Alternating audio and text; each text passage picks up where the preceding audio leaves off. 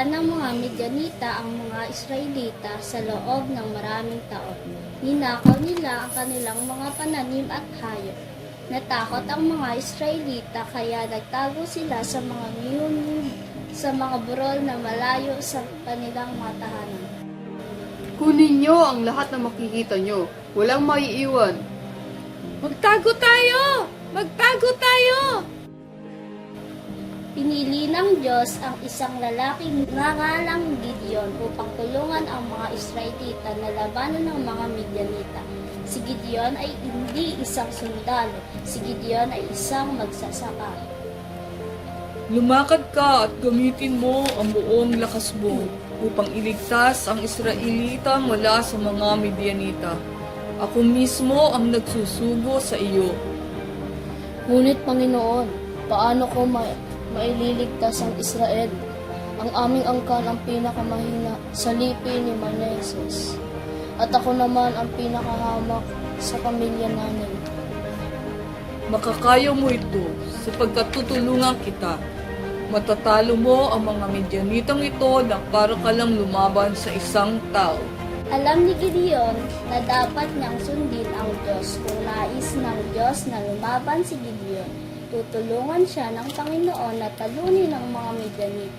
Kaya nagtipon si Gideon ng 30,000 na tauhan. Iyon ay isang malaking hukbo. Ang problema ay ang mga Midianita ay may mas malaking hukbo na may 132,000 tauhan, ngunit may ibang ideya ang Diyos.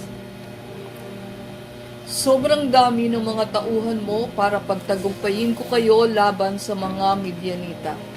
Baka akalain nilang sarili nilang nakatalo sa mga Midianita at hindi dahil sa tulong ko. Kaya sabihin mo sa taong bayan na ang lahat ng natatakot ay maaari nang umuwi.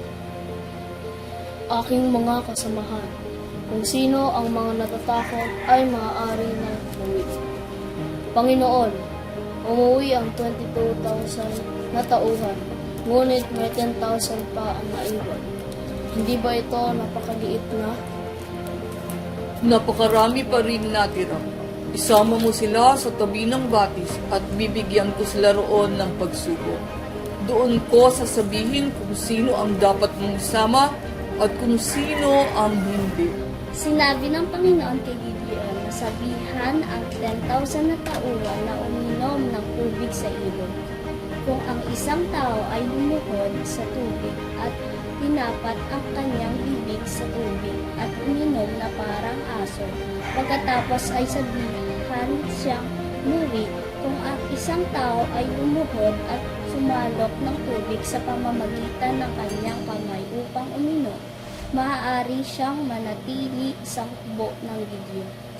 300 lamang ang sumalok ng tubig hanggang sa kanilang mga bibig. Nangangahulugan iyon na ang hukbo na lalaban sa mga Midianita ay mayroon na lamang na 300 na tauhan. 300 upang labanan ang 132,000. Pero hindi na bale at alam namin lahat na ang Diyos lamang ang makakatulong sa amin na manalo sa labanan ito. Nang gabing iyon, bumaba si Gideon at ang kanyang mga tauhan upang tiktikan ang kampo ng mga Midianita. Narinig ni Gideon na nag-uusap ang ilan sa mga kawal ng Midianita. Natakot ang mga kawal na Midianita. Nagkaroon sila ng panaginip tungkol sa pagtalo ng mga sundalong Israelita sa kanila.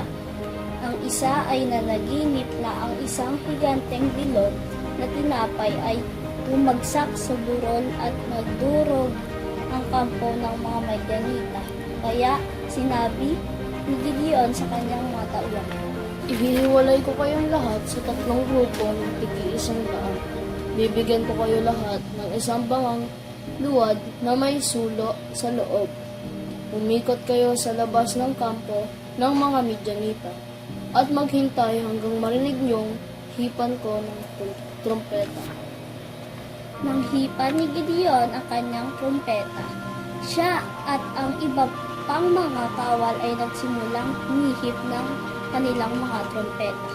Pagkatapos, dinurog nila ang kanilang mga banga na luwad upang ito ay parang bilog na apoy sa paligid ng kampo. Sumigaw silang lahat, isang espada para sa Panginoon at para kay Gideon. Ang lahat ng ito ay tiyak na natatakot para sa mga Midianita. Nilito sila ng Panginoon. Kaya inilabas nila ang kanilang mga espada at nagsimulang lumaban. Ngunit hindi sila nakipaglaban sa hukbo ni Gideon. Nag-away-away sila, taranta sila, kaya nagsitakbuhan silang lahat. Tinalo ng 300 hukbo ni Gideon ang hukbo ng Midianita na 132,000. Ang Diyos lang ang kakagawa niya.